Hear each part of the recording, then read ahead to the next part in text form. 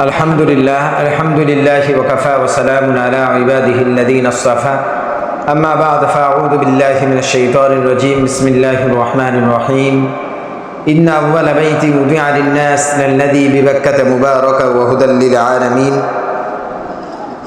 فيه آيات بينات مقام إبراهيم ومن دخله كان آمنا ولله على الناس حج البيت من استطاع إليه سبيلا ومن كفر فإن الله غني عن العالمين।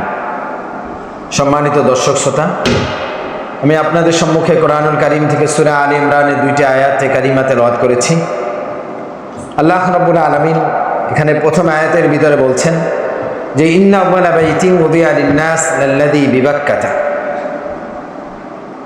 এই দুনিয়াতে আল্লাহ রাব্বুল আলামিন মানুষের কল্যাণের জন্য, মানুষের মঙ্গলের জন্য, মানুষের সফলতার জন্য যে ঘর সর্বপ্রথম নির্মাণ করেছেন, তৈরি করেছেন, সেটা হলো বাক্কা শহরে, মক্কা নগরীতে, অর্থাৎ কাবাঘর আল্লাহ রাব্বুল আলামিন নির্মাণ করেছেন। মুবারাকা ওহুদাল লিল আলামিন। এই কাবাঘরকে আল্লাহ রাব্বুল আলামিন মানুষের জন্য, জিন জাতির জন্য, সমস্ত জগৎবাসীর জন্য আল্লাহ রাব্বুল আলামিন একে বরকতময় করেছেন এবং হেদায়েতের মাধ্যম হিসাবে বানিয়েছেন। ফিহি আয়াতুন বাইয়িনাতুন মাকাম ইব্রাহিম। আল্লাহ রাব্বুল আলামিন বলতেছেন এই কাবা ঘর এবং এর আশেপাশে আল্লাহ রাব্বুল আলামিন একাধিক সুস্পষ্ট আয়াত, নিদর্শন রেখেছেন। এর মধ্য থেকে অন্যতম একটি নিদর্শন হচ্ছে মাকাম ইব্রাহিম, অর্থাৎ সেই পাথর, যেই পাথরের উপরে দাঁড়িয়ে হযরত ইব্রাহিম আলাইহিস সালাম কাবা ঘরকে নির্মাণ করেছিলেন। এই কাবা ঘরের পাশেই রয়েছে ঐতিহাসিক জমজম কূপ, যেই জমজম কূপের পানি আল্লাহ রাব্বুল আলামিন আপনার আমার জন্য বরকতময় করেছেন। এই কাবা ঘরের পাশেই রয়েছে ইন্নাস সাফা ওয়াল মারওয়াতা মিন শাআইরিল্লাহ। সাফা এবং মারওয়া পাহাড় রয়েছে।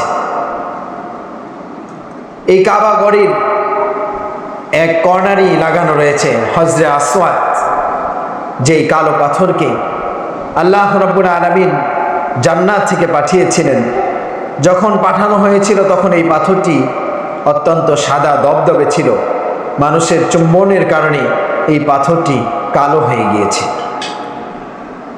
আল্লাহ রাব্বুল আলামিন এই কাবাঘরের এই হেরেমের সম্মান এর কথা, এর মর্যাদার কথা উল্লেখ করে বলেন ওয়ামান দাখালাহু কানা আমিনা। যে ব্যক্তি এই ঘরে হারামের সীমানার ভিতরে প্রবেশ করবে, ওয়ামান দাখালাহু কানা আমিনা, সে নিরাপত্তা লাভ করবে।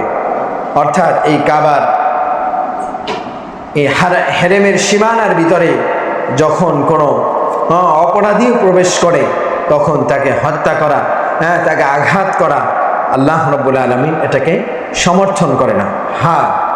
তবে মাসালা হলো তাকে কৌশলে সেখান থেকে বের করে নিয়ে আসতে হবে। ওয়ালিল্লাহি আলান নাস হিজ্জুল বাইতি মান ইসতাতা ইলাইহি সাবিলা। আল্লাহ রাব্বুল আলামিন বলেন মানুষের জন্য যাদের সক্ষমতা রয়েছে এই কাবাঘরে পৌঁছার, কাবাঘরকে জিয়ারত করার মতো যাদের সক্ষমতা রয়েছে, অর্থাৎ যাদের এই পরিমাণ অর্থ রয়েছে, যেই পরিমাণ অর্থ খরচ করে কাবাঘরে পৌঁছতে পারবে এবং এই সফরের সময় তার পরিবার চলতে পারবে এবং তার শারীরিক সুস্থতা রয়েছে এবং তার এই যাতায়াতের পথ নিরাপদ রয়েছে, এই ধরনের ক্যাপাসিটি যার রয়েছে তার জন্য কাবাঘরে পৌঁছা, অর্থাৎ বাইতুল্লাহ জিয়ারত করা, মক্কা মদিনা জিয়ারত করা, তার জন্য আল্লাহ রাব্বুল আলামিন আবশ্যক করে দিয়েছেন, ফরজ করে দিয়েছেন। আল্লাহ রাব্বুল আলামিন বলেন ওয়ালিল্লাহি আলান নাস হিজ্জুল বাইতি মান ইসতাতা ইলাইহি সাবিলা।